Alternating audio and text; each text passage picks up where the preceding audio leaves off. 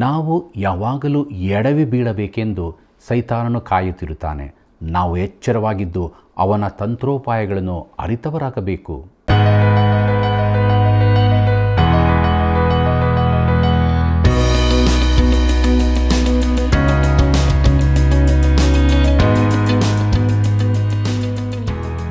ಆತ್ಮೀಯ ವೀಕ್ಷಕರೇ, ನೀವೆಲ್ಲರೂ ಕ್ಷೇಮವಾಗಿದ್ದುಕೊಂಡು ದೇವರ ವಾಕ್ಯಗಳ ಅಧ್ಯಯನದಲ್ಲಿ ಸಂತೋಷ ಪಡುತ್ತೀರಿ ಎಂದು ನಾವು ನಂಬುತ್ತೇವೆ. ಈ ಕೀರ್ತನೆಗಳ ಅಧ್ಯಯನದಲ್ಲಿ ನೀವು ಹೊಂದಿದ ಆಶೀರ್ವಾದಗಳನ್ನು ತಪ್ಪದೇ ಕರೆ ಮಾಡಿ ತಿಳಿಸಿರಿ. ನಿಮ್ಮ ಒಂದೊಂದು ಕರೆಯು ನಮ್ಮನ್ನು ಈ ಸೇವೆಯಲ್ಲಿ ಬಲಪಡಿಸುತ್ತಿದೆ. ಮನುಷ್ಯನ ನಾಲಿಗೆಯು ಎಷ್ಟು ಅಪಾಯಕಾರಿಯಾಗಿದೆ.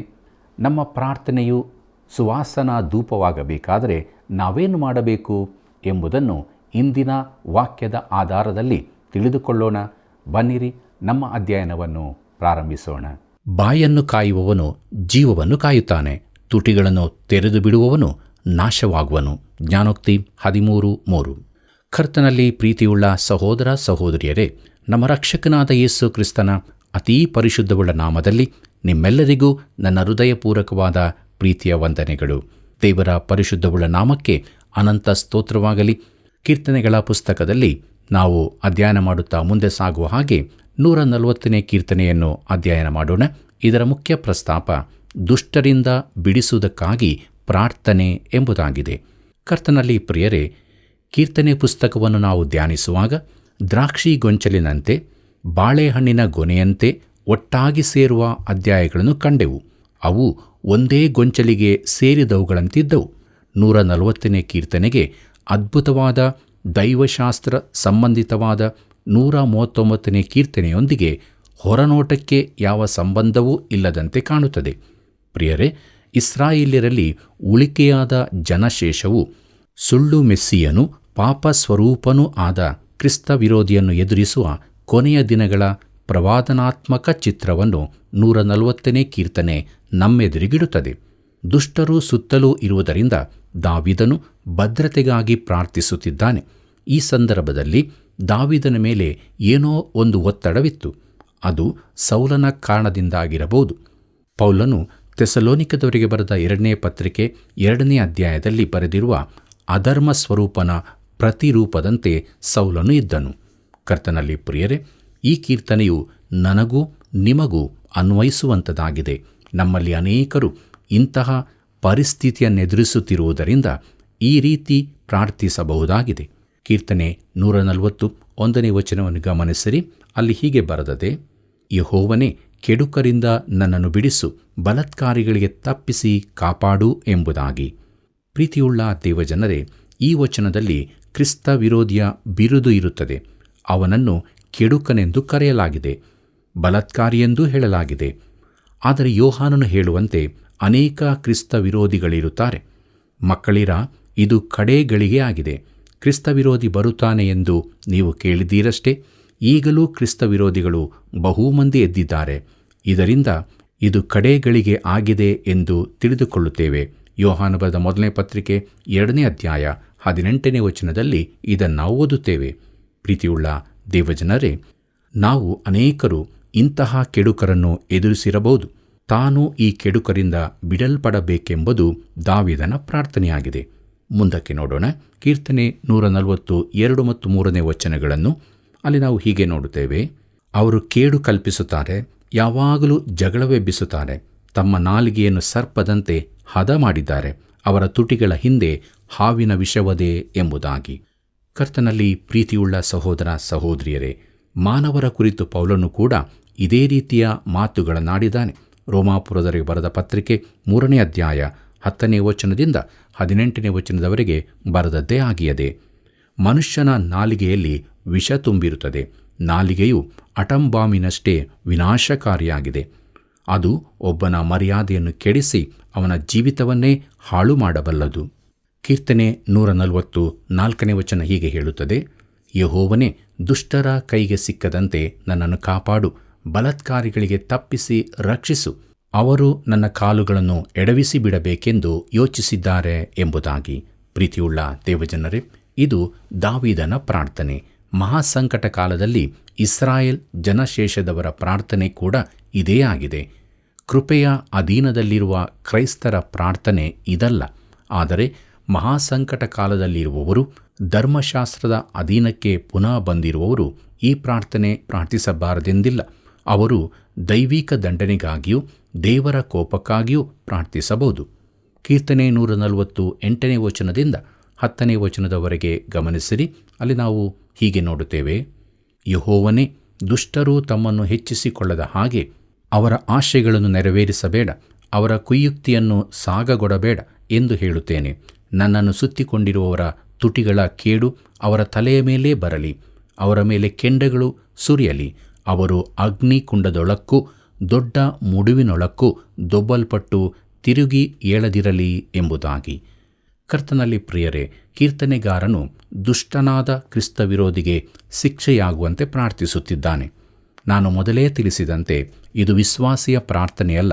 ಆದರೆ ನಾವು ರೋಮಾಪುರದವರಿಗೆ ಬರೆದ ಪತ್ರಿಕೆ 12ನೇ ಅಧ್ಯಾಯ 19ನೇ ವಚನದಿಂದ 21ನೇ ವಚನದವರೆಗೆ ಬರೆದ ಸೂಚನೆಗಳನ್ನು ಪಾಲಿಸಬೇಕಾಗಿದೆ. ಕರ್ತನಲ್ಲಿ ಪ್ರಿಯರೇ, ಮೊಯ್ ತೀರಿಸುವುದು ದೇವರ ಕೆಲಸ. ಸಮಸ್ಯೆಗಳನ್ನು ಆತನಿಗೆ ಒಪ್ಪಿಸು. ಆಗ ನಿನಗೆ ನೋವುಂಟು ಮಾಡಿದವನಿಗೂ ನೀನು ಒಳ್ಳೆಯದನ್ನು ಮಾಡಲು ಸಾಧ್ಯವಾಗುತ್ತದೆ. ದೇವರು ಇಂತಹ ಅಸಾಮಾನ್ಯ ಸ್ಥಿತಿಯಲ್ಲಿ ನಮ್ಮನ್ನು ಇರಿಸುತ್ತಾನೆ. ಕೀರ್ತನೆ 140 11ನೇ ವಚನ ಹೀಗೆ ಹೇಳುತ್ತದೆ: ಚಾಡಿಗಾರನು ದೇಶದಲ್ಲಿ ಉಳಿಯನು, ಕೇಡು ಬಲತ್ಕಾರಿಯನ್ನು ಹಿಂದಟ್ಟಿ ಕೆಡವಿ ಬಿಡುವುದು ಎಂಬುದಾಗಿ. ಪ್ರೀತಿಯುಳ್ಳ ದೇವಜನರೇ, ನಾವು ವಿಶ್ವಾಸದ ಹಾದಿಯನ್ನು ಬಿಡದಿದ್ದರೆ ನಮಗೆ ಜಯವಾಗುವುದು ಖಂಡಿತ. ಯಾಕಂದರೆ ದೇವರಿಂದ ಹುಟ್ಟಿರುವಂಥದ್ದೆಲ್ಲವೂ ಲೋಕವನ್ನು ಜಯಿಸುತ್ತದೆ. ಲೋಕವನ್ನು ಜಯಿಸಿರುವಂಥದ್ದು ನಮ್ಮ ನಂಬಿಕೆ. ಯೋಹಾನ ಬರೆದ 1ನೇ ಪತ್ರಿಕೆ 5ನೇ ಅಧ್ಯಾಯ 4ನೇ ವಚನದಲ್ಲಿ ಇದನ್ನು ನಾವು ನೋಡುತ್ತೇವೆ. ಪ್ರೀತಿಯುಳ್ಳ ದೇವಜನರೇ, ಕೆಟ್ಟ ನಾಲಿಗೆ ಉಳಿಯುವುದಿಲ್ಲ, ಸುಳ್ಳು ಕೊನೆಗೂ ಬಹಿರಂಗವಾಗುತ್ತದೆ.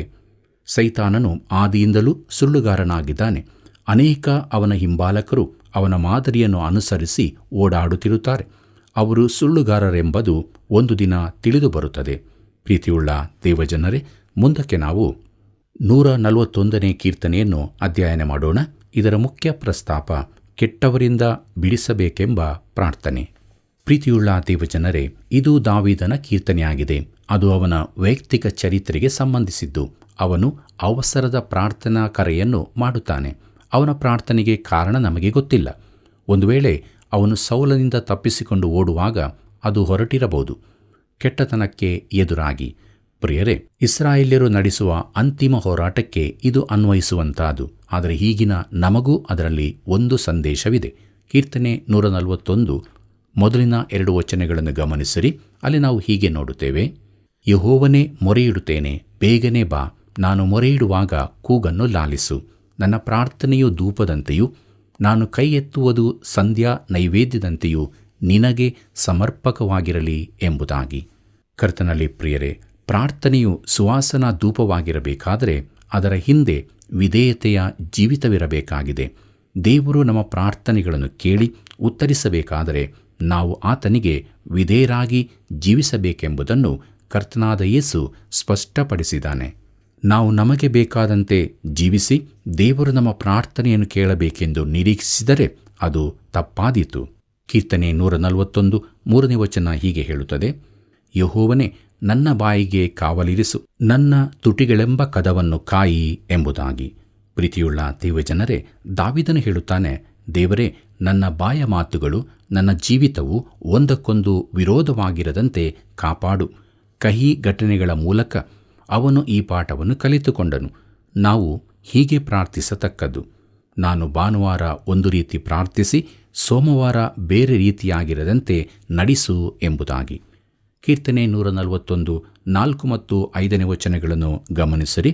ಅಲ್ಲಿ ನಾವು ಹೀಗೆ ನೋಡುತ್ತೇವೆ: ನನ್ನ ಹೃದಯವು ದುರಾಚಾರವನ್ನು ಮೆಚ್ಚದಂತೆಯೂ ನಾನು ದುಷ್ಟರೊಡನೆ ಕೂಡಿ ಕೆಟ್ಟ ಕೆಲಸಗಳನ್ನು ನಡೆಸದಂತೆಯೂ ನನ್ನನ್ನು ಕಾಪಾಡು.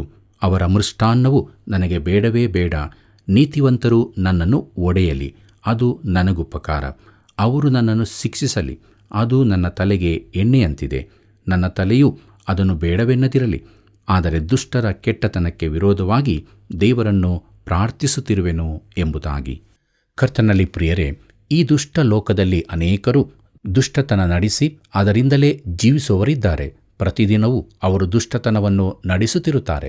ಒಂದು ನಾಣ್ಣುಡಿಯಂತೆ ದೋಣಿ ಸಮುದ್ರದಲ್ಲಿರಬೇಕಲ್ಲದೆ ಸಮುದ್ರವು ದೋಣಿಯಲ್ಲಿರಬಾರದು ಎಂದು. ಪ್ರಿಯರೇ, ಒಬ್ಬ ಮನುಷ್ಯನು ಈ ಲೋಕದಲ್ಲಿ ಜೀವಿಸುತ್ತಾ ಲೋಕದವರಂತೆ ನಡೆಯುವಾಗ ವಾರವಿಡೀ ಸೈತಾನನ ಮಕ್ಕಳಂತಿದ್ದು ಭಾನುವಾರ ಮಾತ್ರ ಪರಲೋಕದ ತಂದೆ ನನ್ನ ಪ್ರಾರ್ಥನೆ ಕೇಳಬೇಕೆಂದು ಬಯಸುವುದು ತಪ್ಪಾಗುತ್ತದೆ. ಕೀರ್ತನೆ 66:18 ಹೀಗಿದೆ: ನಾನು ಕೆಟ್ಟತನದ ಮೇಲೆ ಮನಸ್ಸಿಟ್ಟಿದ್ದರೆ ಸ್ವಾಮಿಯು ನನ್ನ ವಿಜ್ಞಾಪನೆಯನ್ನು ಕೇಳುತ್ತಿದ್ದಿಲ್ಲ ಎಂದು. ಪ್ರಿಯರೇ, ದೇವರು ದುಷ್ಟರ ಪ್ರಾರ್ಥನೆಯನ್ನು ಕೇಳುತ್ತೇನೆಂದು ವಾಗ್ದಾನ ಮಾಡಿಲ್ಲ. ಅದಕ್ಕೆ ಬದಲಾಗಿ ನೀತಿವಂತನ ಅತ್ಯಾಸಕ್ತಿಯುಳ್ಳ ಪ್ರಾರ್ಥನೆಯು ಬಹು ಬಲವಾಗಿದೆ ಎಂದು ಯಾಕೋಬನು ತನ್ನ ಪತ್ರಿಕೆಯಲ್ಲಿ ಬರೆಯುತ್ತಾನೆ. ಪ್ರಿಯರೇ, ಮುಂದಕ್ಕೆ ನೋಡೋಣ. ಕೀರ್ತನೆ 141 8 ಮತ್ತು 9 ವಚನಗಳನ್ನು ಅಲ್ಲಿ ನಾವು ಹೀಗೆ ನೋಡುತ್ತೇವೆ: ಕರ್ತನೇ, ಯೆಹೋವನೇ, ನನ್ನ ದೃಷ್ಟಿ ನಿನ್ನಲ್ಲಿದೆ, ನಿನ್ನನ್ನು ಆಶ್ರಯಿಸಿಕೊಂಡಿದ್ದೇನೆ. ನನ್ನ ಪ್ರಾಣವನ್ನು ಮರಣಕ್ಕೆ ಒಪ್ಪಿಸಬೇಡ. ಕೆಡುಕರು ಒಡ್ಡಿದ ಉರುಳಿನಲ್ಲಿ ಸಿಕ್ಕಿ ಬೀಳದಂತೆ ನನ್ನನ್ನು ಕಾಪಾಡು. ಅವರಿಟ್ಟ ಬೋನಿಗೆ ನನ್ನನ್ನು ತಪ್ಪಿಸು ಎಂಬುದಾಗಿ. ಪ್ರೀತಿಯುಳ್ಳ ದೇವಜನರೇ, ತಾನು ದುಷ್ಟರ ಬಲೆಗೆ ಬೀಳಬಾರದೆಂದು ದಾವೀದನು ಪ್ರಾರ್ಥಿಸುತ್ತಾನೆ. ಸೈತಾನನು ಯಾವಾಗಲೂ ನಾವು ಎಡವಿ ಬೀಳಬೇಕೆಂದು ಕಾದುಕೊಂಡಿರುತ್ತಾನೆ. ನಮ್ಮ ಪ್ರಾರ್ಥನೆಗಳು ಶಕ್ತಿಯುತವಾಗುವಂತೆ ನಾವು ಸೈತಾನನಿಂದ ಬಿಡುಗಡೆ ಹೊಂದುವ ಹಾಗೆ ಪ್ರಾರ್ಥನೆ ಮಾಡೋಣ. ಪ್ರೀತಿಯುಳ್ಳ ಸಹೋದರ ಸಹೋದರಿಯರೇ, ಮುಂದಕ್ಕೆ ನಾವು 142ನೇ ಕೀರ್ತನೆಯನ್ನು ಅಧ್ಯಯನ ಮಾಡೋಣ. ಈ ಕೀರ್ತನೆಯು ಬೋಧನಾತ್ಮಕವಾದುದೆಂಬುದನ್ನು ಗಮನಿಸಿ ಇದರಿಂದ ನಾವು ಪಾಠ ಕಲಿಯಬಹುದು. ಇದು ದಾವೀದನ ವಿಶೇಷವಾದ ಪ್ರಾರ್ಥನೆಯಾಗಿದೆ. ಈ ಪ್ರಾರ್ಥನೆ ಮಾಡುವಾಗ ಅವನು ಎಲ್ಲಿದ್ದನು? ತಲೆಬರಹದಲ್ಲಿ ಹೇಳಿದೆ, ಅವನು ಗುಹೆಯಲ್ಲಿ ಅಡಗಿಕೊಂಡಿದ್ದಾಗ ಎಂದು. ಕೀರ್ತನೆ 142 1ನೇ ವಚನ ಹೀಗೆ ಹೇಳುತ್ತದೆ: ನಾನು ಯೆಹೋವನಿಗೆ ಮೊರೆಯಿಡುವೆನು, ಯೆಹೋವನಿಗೆ ಕೂಗಿ ಭಿನ್ನಯಿಸುವೆನು ಎಂಬುದಾಗಿ. ಪ್ರೀತಿಯುಳ್ಳ ದೇವಜನರೇ, ಈ ಸಮಯದಲ್ಲಿ ಅವನು ಯಾವ ಗವಿಯಲ್ಲಿ ಅಡಗಿದ್ದನೆಂದು ನಮಗೆ ತಿಳಿದಿಲ್ಲ. ಪ್ರಿಯರೇ, ಅದಲ್ಲದೆ ಅದುಲ್ಲಾಮ್ ಗವಿಯೂ ಇದೆ. ಅರಸನಾದ ಸೌಲನಿಂದ ಮೊದಲ ಬಾರಿಗೆ ತಪ್ಪಿಸಿಕೊಳ್ಳಲು ಅವನು ಈ ಗುಹೆಯಲ್ಲಿಯೇ ಅಡಗಿಕೊಂಡಿದ್ದನು. ಕೀರ್ತನೆ 142 2ನೇ ವಚನ ಹೀಗೆ ಹೇಳುತ್ತದೆ: ನನ್ನ ಚಿಂತೆಗಳನ್ನು ಆತನ ಮುಂದೆ ಬಿಚ್ಚುವೆನು, ನನ್ನ ಕಷ್ಟವನ್ನು ಆತನಿಗೆ ಅರಿಕೆ ಮಾಡುವೆನು ಎಂಬುದಾಗಿ. ಪ್ರೀತಿಯುಳ್ಳ ದೇವಜನರೇ, ತನ್ನ ಹೃದಯದಲ್ಲಿರುವುದೆಲ್ಲವನ್ನೂ, ತನ್ನ ಜೀವಿತವನ್ನು ದಾವೀದನು ದೇವರೆದುರಿಗೆ ತೆರೆದಿಟ್ಟನು. ನಾನು ನೀನು ಈ ರೀತಿಯಾಗಿ ಪ್ರಾರ್ಥಿಸಬೇಕಾಗಿದೆ. ಸಾರ್ವತ್ರಿಕವಾದ ರೀತಿಯಲ್ಲಿ ಎಲ್ಲವನ್ನೂ ಒಳಗೊಂಡು ಸಾಮಾನ್ಯ ಪ್ರಾರ್ಥನೆ ಮಾಡುವುದಕ್ಕಿಂತ ನಾವು ಮೂಲಕ್ಕೆ ಹೋಗಿ ದೇವರಿಗೆ ಎಲ್ಲವನ್ನೂ ತೆರೆದಿಟ್ಟು ಪ್ರಾರ್ಥಿಸಬೇಕಾಗಿದೆ. ದಾವೀದನು ಹೇಳುತ್ತಾನೆ, ನನ್ನ ಚಿಂತೆಗಳನ್ನು ಆತನ ಮುಂದೆ ಬಿಚ್ಚುವೆನು ಎಂದು. ಪ್ರಿಯ ಸ್ನೇಹಿತನೇ, ನಿನ್ನ ಜೀವಿತದ ಎಲ್ಲವನ್ನೂ, ನಿನಗಾಗುವ ಶೋಧನೆಗಳನ್ನು ಕೂಡ ನೀನು ಹೇಳಬಹುದು. ಈ ರೀತಿ ನೀನು ನಿನ್ನೆಲ್ಲ ಬಲಹೀನತೆಗಳನ್ನು, ಅಗತ್ಯಕತೆಗಳನ್ನು, ಕಷ್ಟಗಳನ್ನು ಹೇಳಿಕೊಂಡರೆ ಹೇಳಲು ಬೇರೇನೂ ಉಳಿಯುವುದಿಲ್ಲ. ನೀನು ಮಾತಾಡಿ ಮುಗಿಯುವುದಿಲ್ಲ. ಅದು ಸತತವಾಗಿ ಮುಂದುವರಿಯುತ್ತದೆ. ಪರಸ್ಪರರಲ್ಲಿ ಗುಟ್ಟುಗಳನ್ನಿಟ್ಟುಕೊಳ್ಳದ ಸ್ನೇಹಿತರಿಗೆ ಮಾತುಗಳೇ ಮುಗಿಯುವುದಿಲ್ಲ. ಅವರು ತಮ್ಮ ಮಾತುಗಳನ್ನು ತೂಕ ಮಾಡುವುದಿಲ್ಲ. ಯಾಕೆಂದರೆ ಅಡಗಿಸಬೇಕಾದದ್ದು ಯಾವುದೂ ಇರುವುದಿಲ್ಲ. ಮಾತಿಗಾಗಿ ತಡವರಿಸಬೇಕಾಗಿಲ್ಲ. ಹೃದಯದಲ್ಲಿ ತುಂಬಿದ್ದನ್ನು ಮಾತಿನಲ್ಲಿ ಹಂಚಿಕೊಳ್ಳುತ್ತಾರೆ. ಯಾವ ಆಲೋಚನೆ ಇಲ್ಲದೆ ನೆನಪಿಗೆ ಬಂದದನ್ನು ಹೇಳುತ್ತಾರೆ. ಈ ರೀತಿಯ ಅಡಗಿಸಿಕೊಳ್ಳದ ಸಂಭಾಷಣೆ ಮಾಡಬಲ್ಲವರು ಧನ್ಯರು. ಕರ್ತನಲ್ಲಿ ಪ್ರಿಯರೇ, ದಾವೀದನು ಸರ್ವಶಕ್ತ ದೇವರೊಂದಿಗೆ ಈ ರೀತಿಯ ಸಂಬಂಧದಲ್ಲಿದ್ದನು. ಅವನು ತನ್ನ ಹೃದಯದಲ್ಲಿರುವುದನ್ನು ದೇವರಲ್ಲಿ ಕೇಳಿಕೊಂಡನು. ಕೀರ್ತನೆ 142 3ನೇ ವಚನ ಹೀಗೆ ಹೇಳುತ್ತದೆ: ನನ್ನ ಆತ್ಮವು ಕುಂದಿ ಹೋಗಿದೆ, ನೀನೇ ನನ್ನ ಮಾರ್ಗವನ್ನು ಬಲ್ಲವನು. ನಾನು ಹೋಗಬೇಕಾದ ದಾರಿಯಲ್ಲಿ ಉರುಳನ್ನೊಡ್ಡಿದ್ದಾರೆ ಎಂಬುದಾಗಿ. ಪ್ರಿಯರೇ, ಅವರು ದಾವೀದನನ್ನು ಹಿಡಿದು ಹಾಕಬೇಕೆಂದಿದ್ದರು. ದಾವೀದನು ಸಹಾಯಕ್ಕಾಗಿ ದೇವರಿಗೆ ಮೊರೆಯಿಟ್ಟನು. ದೇವರು ಅವನಿಗೆ ದಾರಿ ತೋರಿಸಿದನು. ಕೀರ್ತನೆ 142 4ನೇ ವಚನ ಹೀಗೆ ಹೇಳುತ್ತದೆ: ನನ್ನ ಬಲಗಡೆಗೆ ನೋಡಿ ಪರಾಂಬರಿಸು, ಅಲ್ಲಿ ಸಹಾಯಕರು ಯಾರೂ ಇಲ್ಲ. ಆಶ್ರಯವು ನಾಶವಾಯಿತು, ನನ್ನ ಪ್ರಾಣಕ್ಕೆ ಹಿತಚಿಂತಕರು ಒಬ್ಬರೂ ಇಲ್ಲ ಎಂಬುದಾಗಿ. ಕರ್ತನಲ್ಲಿ ಪ್ರೀತಿಯುಳ್ಳ ದೇವಜನರೇ, ಸೌಲನ ಆಸ್ಥಾನವನ್ನು ಮೊದಲ ಬಾರಿಗೆ ದಾವೀದನು ಬಿಟ್ಟು ಹೋಗುವಾಗ ಅವನ ಪರಿಸ್ಥಿತಿ ಇದಾಗಿತ್ತು. ಆದರೆ ಮುಂದಕ್ಕೆ ನಾವು ನೋಡುವಂತೆ 400 ಮಂದಿ ಅವನೊಂದಿಗೆ ಸೇರಿಕೊಂಡರು. ಈ ಬೆಂಬಲಕ್ಕೆ ದೇವರೇ ಕಾರಣ ಎಂದು ಅವನು ತಿಳಿದುಕೊಂಡನು. ಕೀರ್ತನೆ 142 5ನೇ ವಚನವನ್ನು ಗಮನಿಸಿರಿ. ಅಲ್ಲಿ ಹೀಗೆ ಬರೆದದೆ, ಯೆಹೋವನೇ, ನಾನು ನಿನಗೆ, ನೀನೇ ನನ್ನ ಶರಣನು, ಜೀವಲೋಕದಲ್ಲಿ ನನ್ನ ಪಾಲು ಆಗಿದ್ದೀ ಎಂದು ಕೂಗಿ ಮೊರೆಯಿಟ್ಟಿದ್ದೇನೆ ಎಂಬುದಾಗಿ. ಪ್ರೀತಿಯುಳ್ಳ ದೇವಜನರೇ, ಇಲ್ಲಿ ನಾವು 2 ಸಂಗತಿಗಳನ್ನು ಗಮನಿಸಬೇಕು. ಅವನು ಗುಹೆಯಲ್ಲಿ ಅಡಗಿಕೊಂಡಿದ್ದಾನೆ. ಇಲ್ಲವಾದರೆ ಸೌಲನು ಅವನನ್ನು ಕೊಲ್ಲಬಹುದಿತ್ತು. ಆದರೆ ಅವನು ದೇವರನ್ನು ನಂಬಿದ್ದನು ಎಂದು ನೀವು ಹೇಳಬಹುದು. ಹೌದು, ಅವನು ದೇವರನ್ನು ನಂಬಿದ್ದನು. ಆದರೆ ಅವನು ತನಗಿದ್ದ ಸಾಮಾನ್ಯ ಜ್ಞಾನವನ್ನು ಉಪಯೋಗಿಸಬೇಕೆಂದು ದೇವರು ಬಯಸಿದ್ದನು. ಪ್ರೀತಿಯುಳ್ಳ ಸಹೋದರ ಸಹೋದರಿಯರೇ, ಮುಂದಕ್ಕೆ ನಾವು 143ನೇ ಕೀರ್ತನೆಯನ್ನು ಅಧ್ಯಯನ ಮಾಡೋಣ. ಇದರ ಮುಖ್ಯ ಪ್ರಸ್ತಾಪ ಸಹಾಯಕ್ಕಾಗಿ ದಾವೀದನ ತುರ್ತು ಕರೆ ಎಂಬುದಾಗಿದೆ. ಪ್ರಿಯರೇ, ಇದು ದಾವೀದನ ಇನ್ನೊಂದು ಅದ್ಭುತವಾದ ಪ್ರಾರ್ಥನೆ. ಅದು ಸಹಾಯಕ್ಕಾಗಿ ಮಾಡಿದ ತುರ್ತು ಕರೆ. ದಾವೀದನಿಗೆ ಯಾವ ಹಿಂಜರಿಕೆಯೂ ಇರಲಿಲ್ಲ. ಅವನು ದೇವರಿಗೆ ತನ್ನ ಹೃದಯವನ್ನು ತೆರೆದಿಟ್ಟನು. ನಾವು ಈ ರೀತಿಯಾಗಿ ಪ್ರಾರ್ಥಿಸಲು ಕಲಿತರೆ ಎಷ್ಟೋ ಒಳ್ಳೆಯದು. ಕೀರ್ತನೆ 143 1ನೇ ವಚನ ಹೀಗೆ ಹೇಳುತ್ತದೆ, ಯೆಹೋವನೇ, ನನ್ನ ಪ್ರಾರ್ಥನೆಯನ್ನು ಆಲಿಸು, ನನ್ನ ಬಿನ್ನಹಾಕಿ ಕಿವಿಗೊಡು, ನಿನ್ನ ನೀತಿ ಸತ್ಯತೆಗಳಿಗನುಸಾರವಾಗಿ ಸದುತ್ತರವನ್ನು ದಯಪಾಲಿಸು ಎಂಬುದಾಗಿ. ಪ್ರೀತಿಯುಳ್ಳ ದೇವಜನರೇ, ದೇವರು ತನ್ನ ನಂಬಿಗಸ್ತಿಕೆ ಹಾಗೂ ನೀತಿಗನುಸಾರವಾಗಿ ತನಗೆ ಉತ್ತರಿಸಬೇಕೆಂದು ದೇವರನ್ನು ಕೇಳಿಕೊಳ್ಳುತ್ತಾನೆ. ವಿಶ್ವಾಸಿಗಳು ಪಾಪ ಮಾಡಿದರೆ ಇದನ್ನೇ ಮಾಡಬೇಕಾಗಿದೆ ಅಲ್ಲವೇ? ನಾವು ನಮ್ಮ ಪಾಪಗಳನ್ನು ಒಪ್ಪಿಕೊಂಡು ಅರಿಕೆ ಮಾಡಿದರೆ ಆತನು ನಂಬಿಗಸ್ತನೂ ನೀತಿವಂತನೂ ಆಗಿರುವುದರಿಂದ ನಮ್ಮ ಪಾಪಗಳನ್ನು ಕ್ಷಮಿಸಿಬಿಟ್ಟು ಸಕಲ ಅನೀತಿಯನ್ನು ಪರಿಹರಿಸಿ ನಮ್ಮನ್ನು ಶುದ್ಧಿ ಮಾಡುವನು ಎಂಬುದಾಗಿ ಯೋಹಾನ ಬರೆದ 1ನೇ ಪತ್ರಿಕೆ 1ನೇ ಅಧ್ಯಾಯ 9ನೇ ವಚನದಲ್ಲಿ ಓದುತ್ತೇವೆ. ಪ್ರಿಯರೇ, ದೇವರು ಯಾರನ್ನೂ ನಿರಾಶೆಗೊಳಿಸುವುದಿಲ್ಲ. ಕೀರ್ತನೆ 143 6ನೇ ವಚನ ಹೀಗೆ ಹೇಳುತ್ತದೆ, ಕೈಯೊಡ್ಡಿ ಬೇಡುತ್ತೇನೆ, ಒಣನೆಲವು ನೀರಿಗಾಗಿ ಹೇಗೋ ಹಾಗೆಯೇ ನನ್ನ ಆತ್ಮವು ನಿನಗಾಗಿ ತವಕಪಡುತ್ತದೆ ಎಂಬುದಾಗಿ.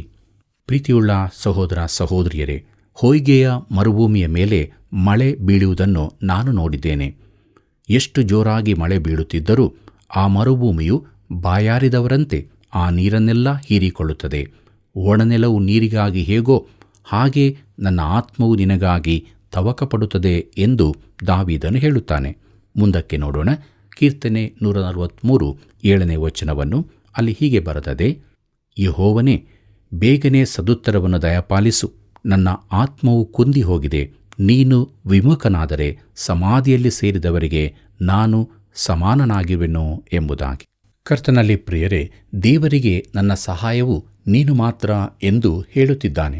ಕೀರ್ತನೆ 143 8ನೇ ವಚನದಿಂದ 10ನೇ ವಚನದವರೆಗೆ ಗಮನಿಸಿರಿ. ಅಲ್ಲಿ ನಾವು ಹೀಗೆ ನೋಡುತ್ತೇವೆ, ಹೊತ್ತಾರೆ ನಿನ್ನ ಕೃಪೆಯು ನನಗೆ ಪ್ರಕಟವಾಗಲಿ, ನಿನ್ನಲ್ಲಿ ಭರವಸವಿಟ್ಟಿದ್ದೇನಲ್ಲ. ನಾನು ನಡೆಯತಕ್ಕ ಮಾರ್ಗವನ್ನು ತಿಳಿಸು, ನನ್ನ ಮನಸ್ಸನ್ನು ನಿನ್ನಲ್ಲಿ ಇಟ್ಟಿದ್ದೇನೆ. ಯೆಹೋವನೇ, ನಿನ್ನನ್ನೇ ಮರೆಹೊಕ್ಕಿದ್ದೇನೆ. ಶತ್ರುಗಳಿಂದ ನನ್ನನ್ನು ಬಿಡಿಸು, ನಿನ್ನ ಚಿತ್ತದಂತೆ ನಡಕೊಳ್ಳುವುದನ್ನು ನನಗೆ ಕಲಿಸು. ನನ್ನ ದೇವರು ನೀನಲ್ಲವೋ?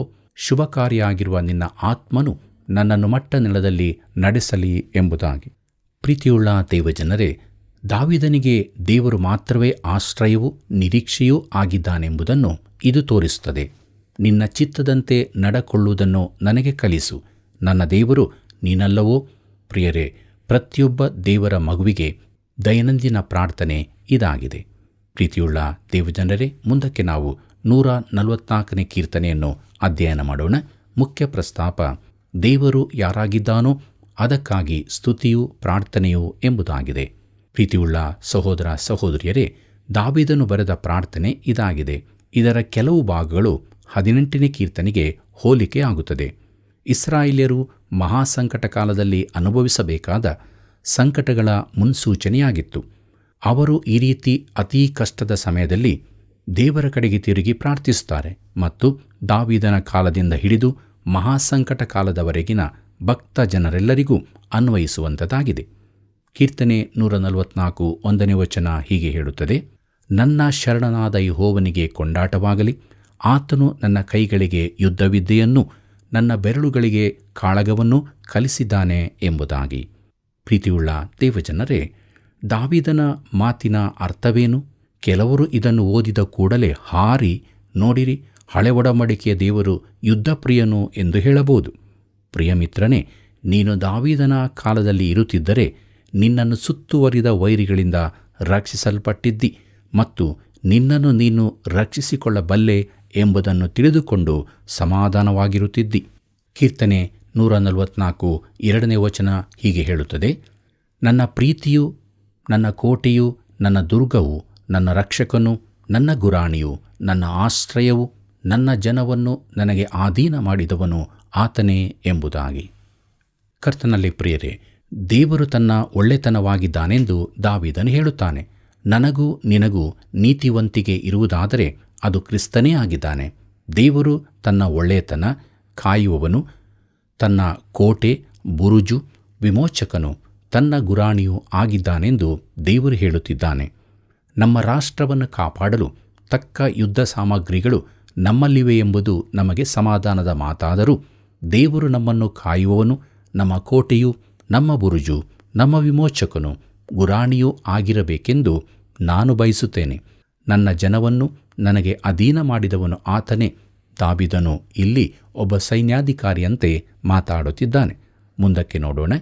ಕೀರ್ತನೆ 144 3ನೇ ವಚನ, ಅಲ್ಲಿ ಹೀಗೆ ಬರೆದದೆ, ಯೆಹೋವನೇ, ಮನುಷ್ಯನು ಎಷ್ಟು ಮಾತ್ರದವನು, ಅವನನ್ನು ನೀನು ಯಾಕೆ ನೆನೆಸಬೇಕು? ಮಾನವನು ಎಷ್ಟರವನು, ಅವನಲ್ಲಿ ಯಾಕೆ ಲಕ್ಷ್ಯವಿಡಬೇಕು ಎಂಬುದಾಗಿ. ಪ್ರಿಯರೇ, ದೇವರು ಈ ಅಲ್ಪ ಮಾನವನನ್ನು ಯಾಕೆ ಲಕ್ಷ್ಯ ಮಾಡಬೇಕು? ನಿಜವಾಗಿ ನೋಡಿದರೆ ಮಾನವನು ಯಾವ ಲೆಕ್ಕಕ್ಕೂ ಬಾರದವನು. ಕೀರ್ತನೆ 144 4ನೇ ವಚನ ಹೀಗೆ ಹೇಳುತ್ತದೆ, ಮನುಷ್ಯನು ಬರೀ ಉಸಿರೆ, ಅವನ ಜೀವಕಾಲವು ಬೇಗನೆ ಗತಿಸಿ ಹೋಗುವ ನೆರಳಿನಂತಿದೆ ಎಂಬುದಾಗಿ. ಪ್ರೀತಿಯುಳ್ಳ ದೇವಜನರೇ, ಮನುಷ್ಯನು ಬರೀ ಉಸಿರೆ, ಇದರ ಅರ್ಥ ದೇವರನ್ನು ಬಿಟ್ಟರೆ ಮಾನವನು ಏನೂ ಅಲ್ಲದವನಾಗಿದ್ದಾನೆ. ದೇವರ ಹೊರತು ಜೀವನವೆಂಬುದು ಗುರಿಯಿಲ್ಲದಾಗಿದೆ. ಕರ್ತನಲ್ಲಿ ಪ್ರಿಯರೇ, ದೇವರಿಲ್ಲದ ಜೀವಿತ ನಿಜವಾಗಿ ಖಾಲಿಯಾದದ್ದು. ನಾನು ತೆಗೆದಿಟ್ಟ ವರ್ತಮಾನ ಪತ್ರಿಕೆಯ ಒಂದು ಭಾಗದಲ್ಲಿ ಒಬ್ಬ ಸ್ವೀಡಿಷ್ ಮನುಷ್ಯನ ಕುರಿತು ಇದೆ.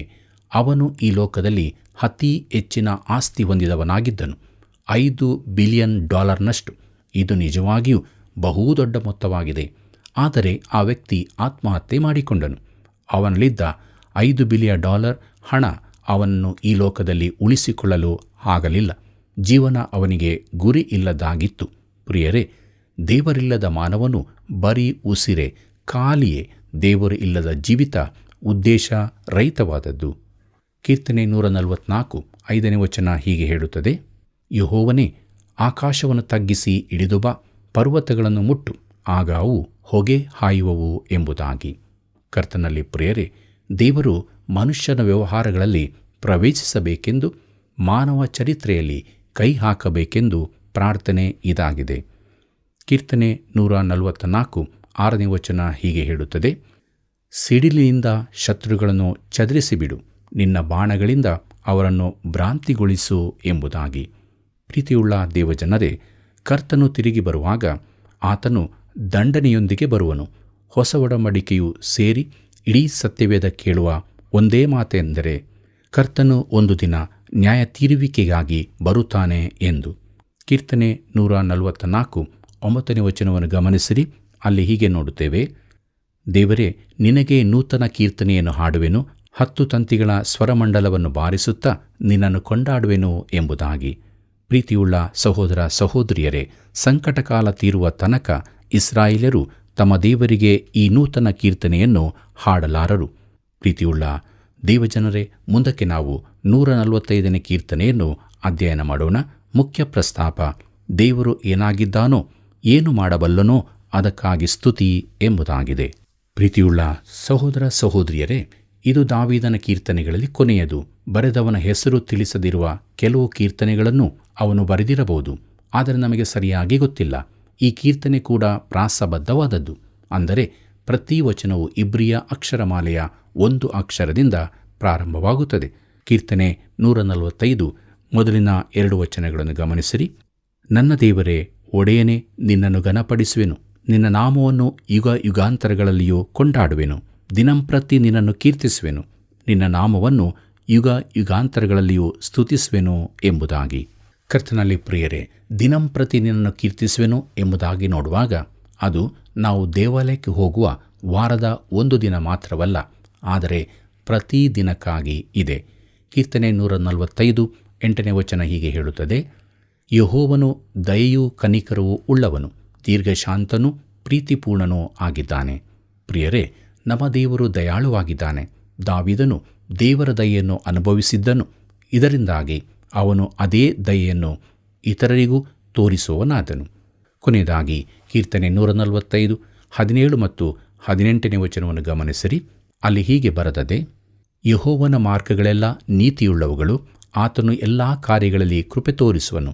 ಯೆಹೋವನಿಗೆ ಮೊರೆಯಿಡುವವರು ಯಥಾರ್ಥವಾಗಿ ಮೊರೆಯಿಡುವುದಾದರೆ ಆತನು ಹತ್ತಿರವಾಗಿಯೇ ಇದ್ದಾನೆ. ಪ್ರಿಯ ಸ್ನೇಹಿತನೇ, ನೀನು ಎಲ್ಲೇ ಇರಲಿ, ಯಾರೇ ಆಗಿರಲಿ, ದೇವರೊಂದಿಗೆ ಗಂಭೀರವಾಗಿ ವ್ಯವಹರಿಸುವನಾದರೆ ಆತನ ಸನ್ನಿಧಾನಕ್ಕೆ ನೀನು ಕ್ರಿಸ್ತನ ಮೂಲಕ ಬರಬಹುದು. ನೀನು ಯೇಸು ಕ್ರಿಸ್ತನನ್ನು ನಿನ್ನ ರಕ್ಷಕನಾಗಿ ನಂಬಿರುವುದಾದರೆ ನೀನು ದೇವರ ಬಳಿಗೆ ನೇರವಾಗಿ ಬರಬಹುದು. ನೀನು ರಕ್ಷಿಸಲ್ಪಟ್ಟಿಲ್ಲವಾದರೆ ರಕ್ಷಣೆಗಾಗಿ ಆತನ ಬಳಿಗೆ ಬಾ, ದೇವರು ನಿನಗೆ ಸಿಗುತ್ತಾನೆ. ಪ್ರೀತಿಯುಳ್ಳ ಸ್ನೇಹಿತನೇ, ಇದೇ ಕೃಪಾ ಸಮಯ, ಇದೇ ರಕ್ಷಣೆ ದಿನ. ಈ ಗಳಿಗೆಯಲ್ಲೇ ನೀನು ಯೇಸು ಕ್ರಿಸ್ತನ ಬಳಿಗೆ ಬರುವುದಾದರೆ ರಕ್ಷಣೆಯನ್ನು ಹೊಂದಿಕೊಳ್ಳುವಿ ಮತ್ತು ಆ ರಕ್ಷಣೆಯಲ್ಲಿ ಜೀವಿಸುವೆ. ಪ್ರೀತಿಯುಳ್ಳ ದೇವಜನರೇ, ನಾವೆಲ್ಲರೂ ಕೂಡ ರಕ್ಷಿಸಲ್ಪಟ್ಟವರಾಗಿ ದೇವರ ಮಾರ್ಗದಲ್ಲಿ ಜೀವಿಸೋಣ. ಹೀಗಾಗುವಂತೆ ದೇವರು ತಾನೇ ಸಹಾಯ ಮಾಡಿ ನಡೆಸಲಿ. ಕರ್ತನ ಕೃಪೆಯು ಸದಾ ನಿಮ್ಮ ಸಂಗಡ ಇರಲಿ. ಪ್ರಿಯರೇ, ನಮ್ಮ ಮಾತುಗಳು ಯಾರಿಗೂ ಕೇಡನ್ನು ಉಂಟು ಮಾಡಬಾರದು. ಸುಳ್ಳಿಗೆ ಮೂಲನು ಸೈತಾನನು. ದೇವರು ನಮಗೆ ವಿಶೇಷ ಸಹಾಯಕನು. ಆತನ ಮಾರ್ಗಗಳು ನೀತಿಯುಳ್ಳವುಗಳೂ ಆಗಿವೆ. ಮನುಷ್ಯರಾದ ನಾವು ಬರೇ ಉಸಿರಾಗಿರುವಾಗ ಅನುದಿನವೂ ದೇವರನ್ನು ಆತುಕೊಳ್ಳೋಣ. ಆತನ ವಾಕ್ಯಗಳನ್ನು ಕೈಕೊಂಡು ಜೀವಿಸಿ ಇತರರಿಗೆ ದೇವರನ್ನು ತಿಳಿಯಪಡಿಸೋಣ. ಬನ್ನಿರಿ, ಪ್ರಾರ್ಥನೆ ಮಾಡಿಕೊಳ್ಳೋಣ. ಕೃಪಾಳು ದೇವರೇ, ನಿನ್ನ ಪಾದ ಬಳಿ ಕೂತು ನಿನ್ನ ವಾಕ್ಯವನ್ನು ಅಧ್ಯಯನ ಮಾಡುವುದಕ್ಕೆ ಸಹಾಯ ಮಾಡಿದ್ದಕ್ಕಾಗಿ ಸ್ತೋತ್ರ. ನಮ್ಮನ್ನು ಬಲಪಡಿಸು. ನಮ್ಮೆಲ್ಲ ವೀಕ್ಷಕ ಬಾಂಧವರ ಜೊತೆ ನೀನಿದ್ದುಕೊಂಡು ಸ್ವಾಮಿ, ಅವರನ್ನು ಆತ್ಮದಲ್ಲೂ ಶರೀರದಲ್ಲೂ ಬಲಪಡಿಸುತ್ತಾ ನಿನ್ನ ಪರಿಪೂರ್ಣವಾದ ಸಮಾಧಾನ, ಆರೋಗ್ಯ, ಬಿಡುಗಡೆಯನ್ನು ಕೊಟ್ಟು ನಡೆಸು. ಎಲ್ಲರ ಜೀವಿತದಲ್ಲಿ ನಿನಗೆ ಮಹಿಮೆಯಾಗಲಿ. ಯೇಸುವಿನ ನಾಮದಲ್ಲಿ ಬೇಡಿದ್ದೇವೆ ತಂದೆಯೇ, ಆಮೇನ್. ಪ್ರಿಯ ವೀಕ್ಷಕರೇ, ದೇವರ ವಾಕ್ಯಗಳು ನಮ್ಮ ಜೀವಿತಕ್ಕೆ ಬಲವನ್ನು ನೀಡುವಾಗ ಬಲಹೀನರು, ಅಪನಂಬಿಗಸ್ತರು ಆಗಿರುವವರು ಕೂಡ ಈ ಆಶೀರ್ವಾದವನ್ನು ಹೊಂದಿಕೊಳ್ಳಲು ಈ ಸೇವೆಯ ಅಭಿವೃದ್ಧಿಗಾಗಿ ಹಿಂದೆ ಕರೆ ಮಾಡಿರಿ. ಮತ್ತೆ ಭೇಟಿಯಾಗೋಣ. ನಿಮ್ಮೆಲ್ಲರಿಗೂ ಹೃದಯಪೂರ್ವಕವಾದ ವಂದನೆಗಳು.